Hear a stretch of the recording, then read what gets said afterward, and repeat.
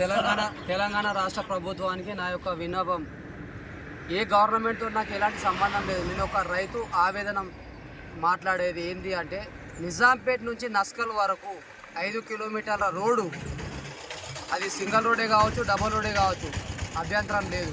కానీ ఏదైతే ఉన్నదో అది ఉన్నది ఖరాబ్ చేసి లేనింత కంకర తీసుకొచ్చి పోసి ప్రజలకు నడిచే ఏదైతే రవాణా ఉన్నదో వాహనాలకు కానీ ప్రజలకు కానీ డే నైట్ 24 అవర్స్లో ఏ ఒక్క యాక్సిడెంట్ కానీ ఎవరు పట్టించుకోవడం లేదు.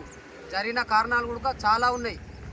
ఒక్కొక్కరికి తలకాయలు వలిగిన సమస్య ఉడుకున్నది, అవి రిపోర్ట్లు ఉడుకున్నాయి.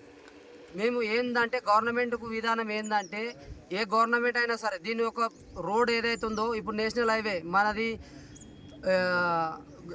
సంగారెడ్డి నుంచి అటు లాంగ్ ఏదైతే ఉన్నదో నిజాంపేట మీకెళ్ళి దీని ఎల్కతుర్తి అది ఏదైతే ఉన్నదో మాకు నస్కల్కు రోడ్డు కావాలని మా యొక్క విజ్ఞప్తి.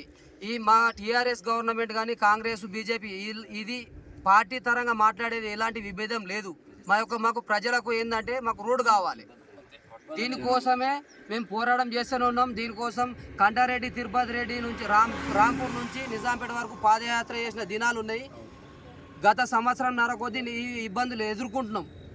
ఇప్పుడు ఏదైతే రేవంత్ రెడ్డి గారు ఉన్నారో దాన్ని చొరవ తీసుకొని దీన్ని ఏదైతే ఇప్పుడు కాంట్రాక్టర్ వస్తలేరు, మెయిన్ అన్నీ ఓకే ఉన్నాయి బిల్ శాంక్షన్తో సహా. కాంట్రాక్టర్ నిర్లక్ష్యం, కాంట్రాక్టర్ వచ్చి ఈ రోడ్డు ఈ ఇబ్బంది కాకుండా చూసుకోవాలని ఆ కాంట్రాక్టర్కు మరి ఏదైతే బిల్ శాంక్షన్ చేసారో వాళ్ళకు నా యొక్క విజ్ఞప్తి.